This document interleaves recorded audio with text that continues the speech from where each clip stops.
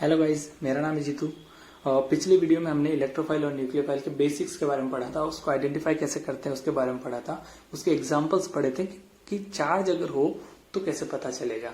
अगर positive charge है तो वो इलेक्ट्रोफाइल है, अगर नेगेटिव चार्ज है तो वो न्यूक्लियोफाइल है। यानी कि पॉजिटिव चार्ज इलेक्ट्रॉन्स नहीं, नेगेटिव चार्ज नाभिक्स नहीं। ठीक है, लेकिन बड़ा क्वेश्चन यहाँ पे, अगर चार्ज हो ही नहीं किसी के पास तो हम क्या देखेंगे। तो इलेक्ट्रोफाइल के लिए अगर हमारे पास चार्ज नहीं है तो हम देखेंगे उसके पास एम्प्टी पी या डी ऑर्बिटल है क्या, यानी कि वो इलेक्ट्रॉन ले सकता है या फिर मतलब उसके पास इलेक्ट्रॉन को गेन करने की कैपेसिटी है कि नहीं है। क्योंकि हमारा इलेक्ट्रोफाइल क्या करता है, पॉजिटिव चार्ज होता है तो वो इलेक्ट्रॉन लेके न्यूट्रल होता है। अब यहाँ पे अगर न्यूट्रल है, पहले से पता नहीं चल रहा है, चार्ज नहीं है, तो हम क्या करेंगे, हम देखेंगे उसके पास इलेक्ट्रॉन लेने की एबिलिटी है कि नहीं। अगर वो इलेक्ट्रॉन ले सकता है तो वो इलेक्ट्रोफाइल है। जैसे कि हम फॉर एग्जाम्पल हम यहाँ पे बात कर लेते हैं एल्यूमिनियम की। हमें पता है एल्यूमिनियम का नंबर क्या है, एटॉमिक नंबर 13। तो इसमें 13 ही प्रोटॉन होंगे और 13 ही क्या होंगे, इलेक्ट्रॉन।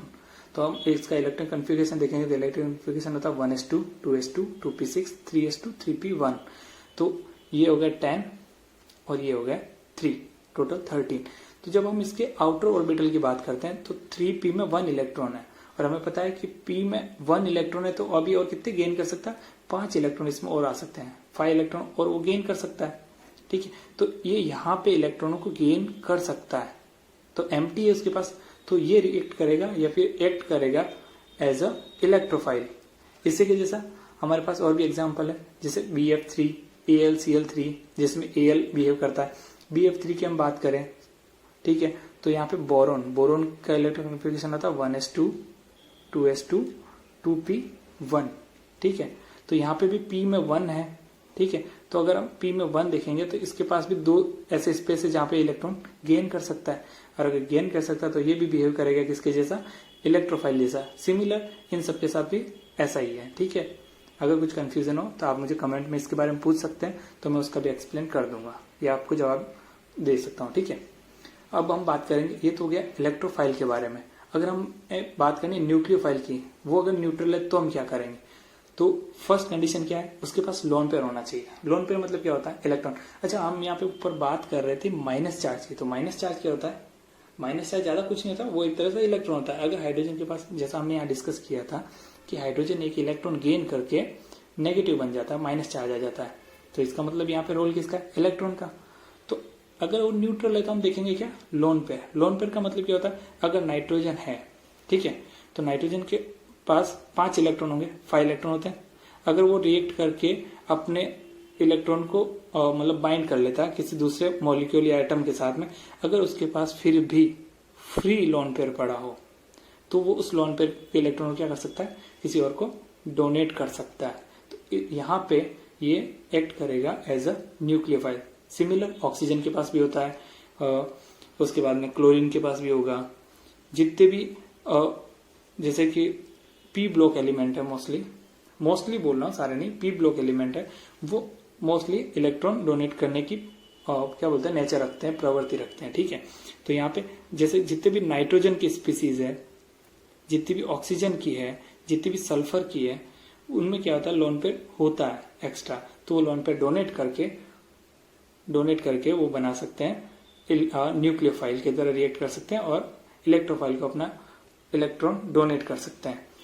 सेकेंड थिंग, अगर हमारे पास यहाँ पे पाई बॉन्ड हो, ठीक है, डबल बॉन्ड या ट्रिपल बॉन्ड, तो उसमें कैसे करेंगे। जैसे कि हमें पता है, मैं यहाँ पे लिख देता हूँ, जैसे हमें पता है कि कोई भी, एक सेकेंड, हाँ, कोई भी डबल बॉन्ड, अगर हमें पता है कार्बन कार्बन के बीच में पहला बॉन्ड जो होगा वो स्ट्रॉन्ग होगा और उसे हम प्रेजेंट करेंगे सिग्मा से, और सेकेंड बॉन्ड होगा जो पाई बॉन्ड होगा वो कंपेरेटिवली सिग्मा के वीक होता है। तो वीक होने की वजह से क्या होता है, इस बॉन्ड के जो इलेक्ट्रॉन है वो इजीली डोनेट किए जा सकते हैं, और जब इजीली डोनेट कर सकता है, और हमें पता है जो डोनर होगा वो क्या होगा, न्यूक्लियोफाइल। ठीक है, सेम ऐसे थिंग है ट्रिपल बॉन्ड के साथ में, एल्काइन के साथ में। एल्काइन में भी क्या होता है, पहला सिग्मा होता है, दूसरा पाई होता है, तीसरा भी पाई होता है। तो जो पाई बॉन्ड के इलेक्ट्रॉन वो इजीली डोनेट किए जा सकते हैं, और जब वो इजीली डोनेट कर देगा तो वो क्या हो जाएगा, न्यूक्लियोफाइल। ठीक है,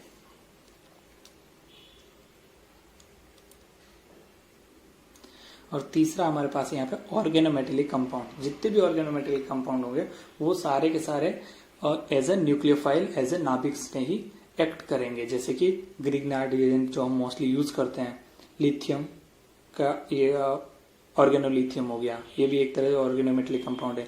लिथियम एल्यूमिनियम हाइड्राइड हो गया, ठीक है। तो ये तीन भी न्यूट्रल होंगे, लेकिन ये रिएक्ट करेंगे किसके जैसा, न्यूक्लियोफाइल के जैसा, ठीक है।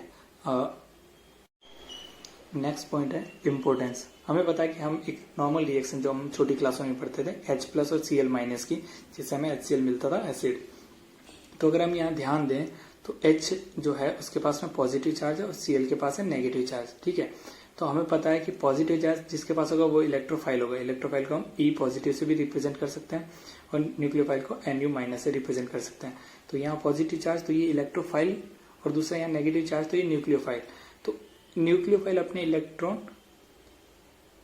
इलेक्ट्रोफाइल को देगा और ये आपस में बॉन्ड बना के कंपाउंड फॉर्म करेंगे। तो यहाँ पे एक चीज हमें सिंपल से क्लियर होती है कि जितनी भी ऑर्गेनिक रिएक्शंस होती है या फिर जितनी भी रिएक्शंस होती है केमिस्ट्री में, अगर उसमें एक इलेक्ट्रोफाइल एक न्यूक्लियोफाइल होगा तो रिएक्शन करेगी। अगर दोनों इलेक्ट्रोफाइल है तो भी वो रिएक्शन नहीं करेगा, दोनों न्यूक्लियोफाइल तो भी रिएक्शन नहीं करेगा। यानी एक इलेक्ट्रॉन देने वाला होगा और दूसरा इलेक्ट्रॉन लेने वाला होगा, तभी वो बॉन्ड फॉर्म करके आगे कंपाउंड को फॉर्म कर सकते हैं, ठीक है। तो यहाँ पे नेक्स्ट एग्जांपल हमारे पास है एसिड बेस का। आपने पढ़ा होगा छोटी क्लासों में, हम HCl NaOH की रिएक्शन करवा के एक साल्ट बनाते थे और दूसरा वाटर बनाते थे, ठीक है। तो इसको अगर हम ब्रेक करें तो हमें पता है कि H जो है H+ में जाएगा, Cl- में, फिर Na+ में और OH- में, और बनेगा NaCl और वाटर, ठीक है। अब हमारे दिमाग में क्वेश्चन आता है कि ऐसा क्यों नहीं होता वापस, अगर H+ तो OH के साथ में नहीं जाके Cl के साथ भी तो वापस जा सकता है, NaOH के साथ भी जा सकता है, Cl के साथ क्यों नहीं गया। तो यहाँ पे हम इसके बारे में डिस्कस करेंगे कि ऐसा क्यों होता है। तो हमें पता है कि हाइड्रोजन है, उसके आउटर ऑर्बिटल में कितने इलेक्ट्रॉन होते हैं, 1, ठीक है। उसका इलेक्ट्रॉन कॉन्फ़िगरेशन 1s होता है, ठीक है। वही अगर Na+ की बात करें तो 11 नंबर पे आता है। इसमें 11 ही प्रोटॉन होंगे और 11 ही क्या होंगे, इलेक्ट्रॉन। तो इसका इलेक्ट्रॉन कॉन्फ़िगरेशन होता है 1s2 2s2 2p6 3s1 3p0। तो यहाँ पे p ऑर्बिटल पूरा का पूरा एम्प्टी है। यहाँ पे हमें पता है हाइड्रोजन के पास में p ऑर्बिटल नहीं होता, जबकि सोडियम के पास में p ऑर्बिटल क्या है, एम्प्टी है। तो वो हाइड्रोजन के कंपेयर में Na+ इजीली इलेक्ट्रॉन को गेन कर सकता है, तो ये इसके कंपेयर में ज्यादा रिएक्टिव हो गया। सिमिलरली हम बात करेंगे क्लोराइड और हाइड्राइड के बारे में। तो हमें पता है क्लोराइड का इलेक्ट्रॉन कॉन्फ़िगरेशन क्या होता है, 1s2 2s2 2p6 3s2 3p5 3d0, ठीक है। वहीं OH में अगर हम बात करें तो ऑक्सीजन है, ठीक है, उसका इलेक्ट्रॉन कॉन्फ़िगरेशन था 1s2 2s2 2p4। तो यहाँ पे P में 4 इलेक्ट्रॉन होंगे। अब ये भी इसमें 2 इलेक्ट्रॉन यहाँ गेन कर सकता है, ठीक है। लेकिन अगर हम क्लोराइड की बात करें तो इसमें 3d ऑर्बिटल पूरा खाली है, ठीक है। तो यहाँ पे इलेक्ट्रॉन अगर आता है तो दूसरा इलेक्ट्रॉन उसको रिपेल करेगा, लेकिन यहाँ पे इलेक्ट्रॉन रिपेल करने के लिए कोई भी इलेक्ट्रॉन अवेलेबल है नहीं, तो यहाँ पे वो इजीली इलेक्ट्रॉन गेन कर सकता है, ठीक है, ठीक है। तो इन दोनों में से अगर रिएक्टिविटी की बात करें तो ज्यादा रिएक्टिव क्लोरीन है।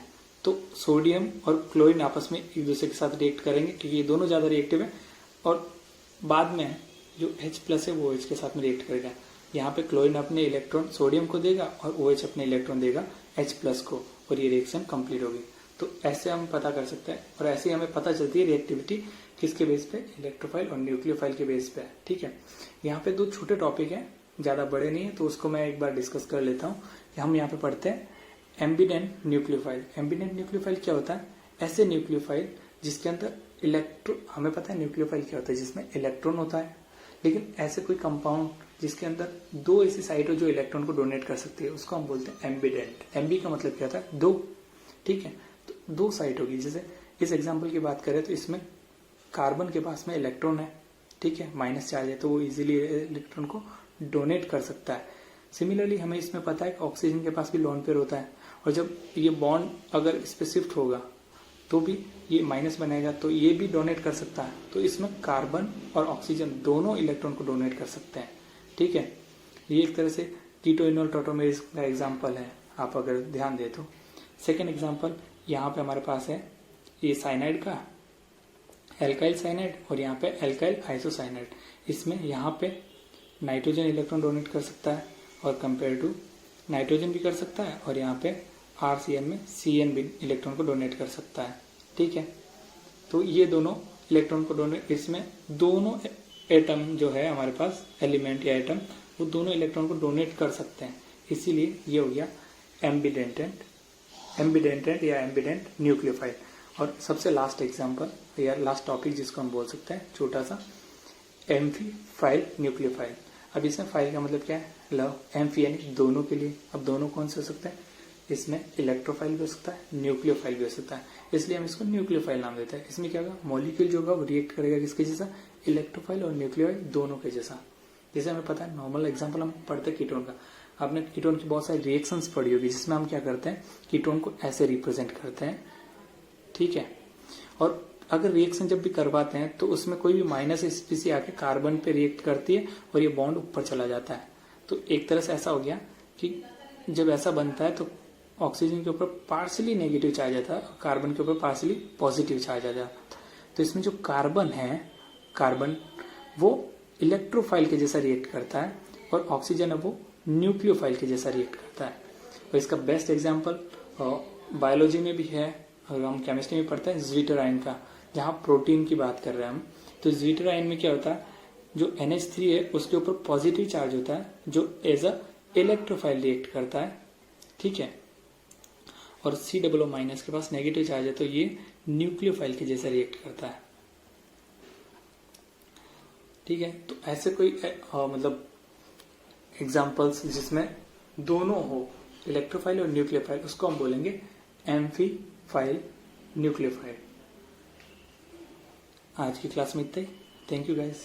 कुछ क्वेश्चन, कोई भी क्वेश्चन हो आपको तो आप कमेंट में पूछ सकते हैं, या फिर जो भी लिंक होगा इंस्टाग्राम का या फिर व्हाट्सएप का, उस पर पूछ सकते हैं। ठीक है, थैंक यू।